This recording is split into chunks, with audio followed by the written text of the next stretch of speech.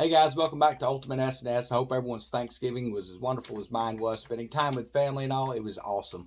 So you may be hearing some things coming across static on the internet about a possible World War III or a Cold War 2.0 with China. So we have a few different articles up here for you. We're going to post up and just kind of break those down. So when it comes to Fortune.com, we have this doomsday sayer who likes to say that, okay, well, World War III is pretty much already started as far as an economic standpoint on wars and stuff like that. Now, while that's not a physical battle with armaments and stuff, talk about the economic standoff between the United States and Russia. He says that in itself is a type of world war. I wouldn't say that I completely agree with him, but I also wouldn't completely disagree with that statement either.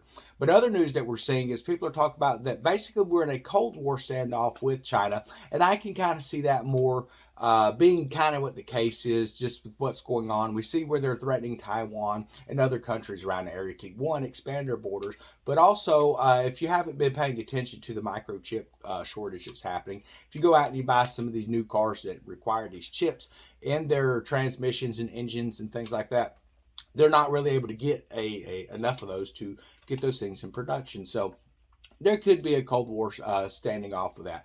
Now, according to our president, he doesn't really feel that a Cold War is going on and that there's really not a need for that. We'll post that headline right here for you.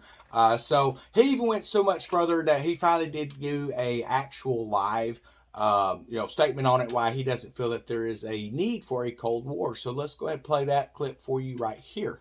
Listen, my children, and you shall hear the midnight ride. Yeah, so I guess that's kind of bad to put that up. But yeah, so if you can understand it, that's what the thing is. Anytime there's a press release, people are like, oh, well, there was a press release from our president, guys, and we really need to pay attention to what he has to say. I try to watch it regardless of who's president, because there could be some information in there that you can actually get some truth out of. But, basically when you have someone up there, they don't know what they're talking about. You don't know what they're talking about, and then the world applauds. So that's the society we live in today. But I hope everyone's been having a wonderful day.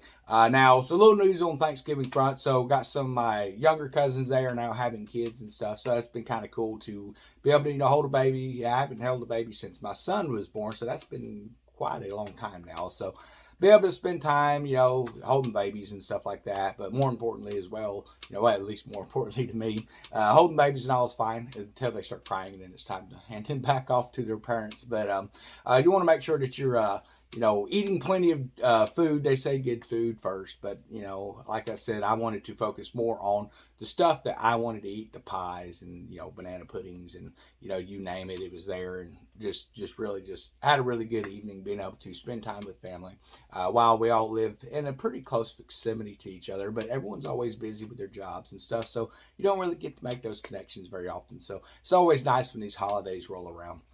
Now, you may be kind of wondering, well, what can we do if there is a potential standoff with another Cold War or an economic war? Is more or less what I would tell you need to be preparing for. And the reason I say that is the economy here in America is, pretty much going down the toilet as far as I'm concerned with this inflation and all this mess that's happening. But that's worldwide. That's happening worldwide. So what can we do to, better prepare for that? Well, 2 years ago, if you'd been prepping and stuff, you're a little bit better prepared to manage how to, navigate this type of a minefield. Now, if you're just coming into it, you can still do some things, growing your own food, raising your own food, trying to look for those value deals over at the stores and stuff. So that's kind of what I would recommend that you do right now, is just look and see what it is that you can find in the store that's going to feed you, it's going to feed your family, and not break your bank.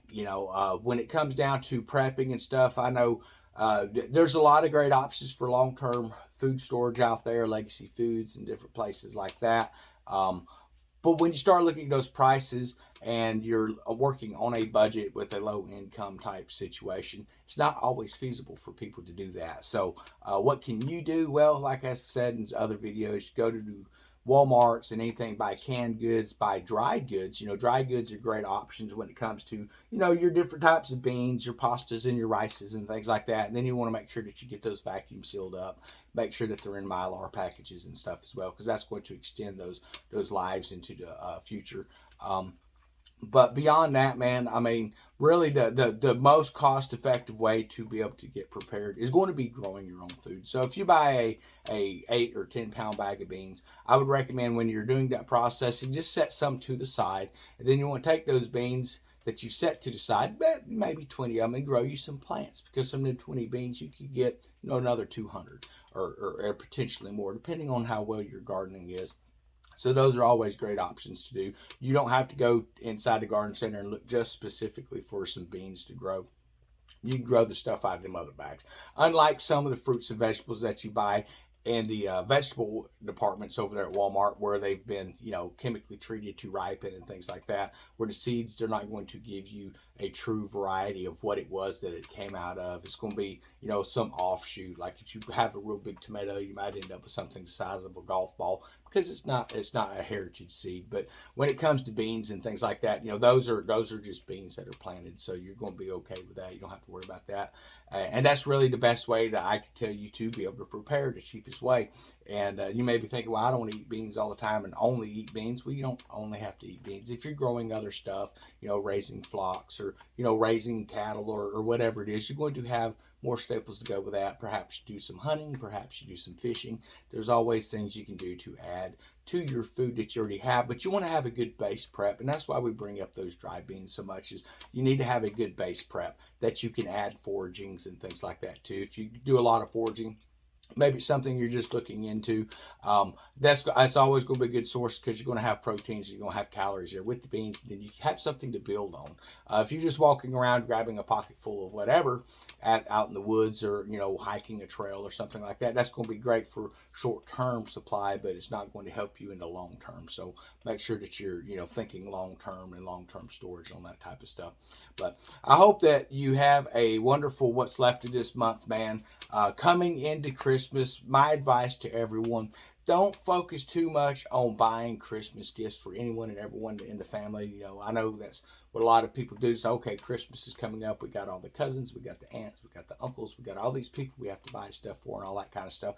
All you have to do is just say, hey, can't really afford it this year. Or if you don't want to tell them your financials and stuff, just say, listen, we've decided to focus on a needy family this year. And that's something that you can do as well, because, hey, guess what? Your family is in need when it comes to stuff like that. So you don't always have to share those financial situations with people. Just some, quick thoughts there for you. But my recommendation is you need to be focused on getting prepared, because all of this stuff that we're seeing, these wars, these rumors of wars and things like that, we've discussed where those types of things are leading to in the future. But understand, to get to that end result, we still got to go through the middle, and we're just waiting and trying to watch what's going to happen to the economy. When you're looking at what's happening, it's very reminiscent to me of 2008, which was a very bad housing market crash. There was a lot of jobs that started shutting down, a lot of jobs going overseas and things like that. So those are some pretty, reminiscent things that we're starting to see happen here. If you're not aware, Walmart's rumored to be closing 1,300 stores in this nation. You might be thinking, well, there's plenty of Walmarts. It's really not as many as you would think, but they're looking at closing about 1,300 stores, and with that comes layoffs, and that's going to be Walmart division. That's including Sam's Clubs and things like that too. So you need to be aware of that. A lot of these stores that we're starting to see, they're starting to lay off a lot of their staff, and they're getting more to an online order system, which is where they just kind of want to be a warehouse. You order everything online to have people get your order ready, and then you pull up, and then they put it in the car, and you go on about your way, because it requires less staffing. And that's kind of what we're seeing. If you've noticed, a lot of these stores that are coming into just self-checkout stuff, you're noticing it's becoming more prominent, and they might have one or two cashiers there, but then they've like really doubled and tripled up the self-checkouts. Now that's not giving you any extra, cost saving by checking yourself out, and that's my biggest complaint with that. And I actually will refuse to use a self-checkout based off that, because one, it's replacing people that could actually be working. It's replacing their jobs, but when they're already laying people off out there.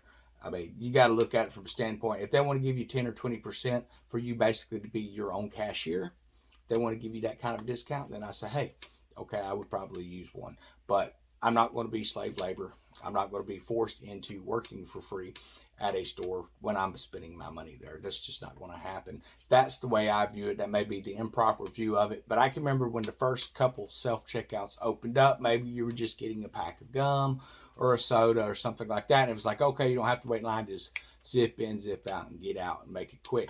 But that's how they get you hooked in there. And the next thing you know, whether you're grocery shopping, Christmas shopping, whatever, if that item does not scan properly, and you don't catch it, guess who's responsible for theft?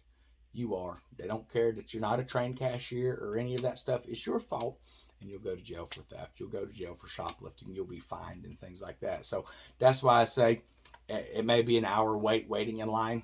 When I go to Walmart, the last thing on my mind is getting in and out. Even though that would be great, you may as well plan on being there at least a half an hour just at the checkout line, let alone trying to do your shopping with everyone cutting you off.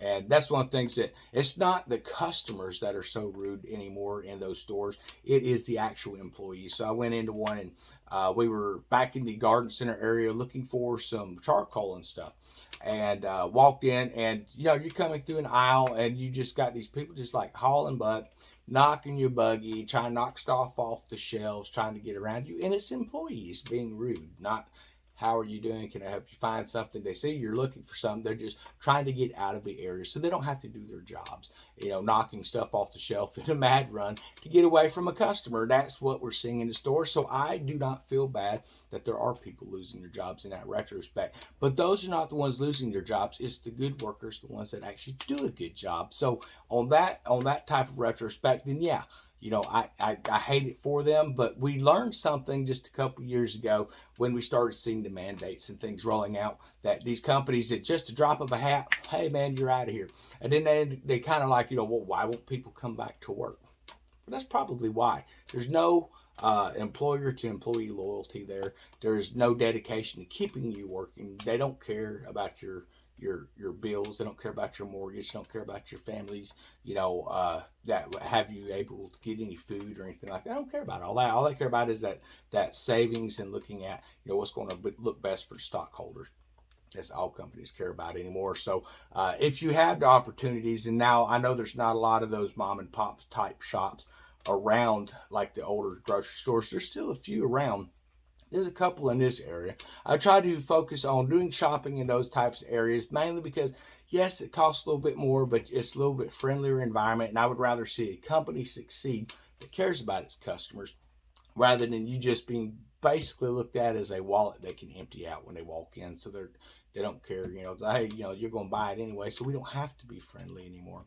And that's kind of the mentality at a lot of these big box stores.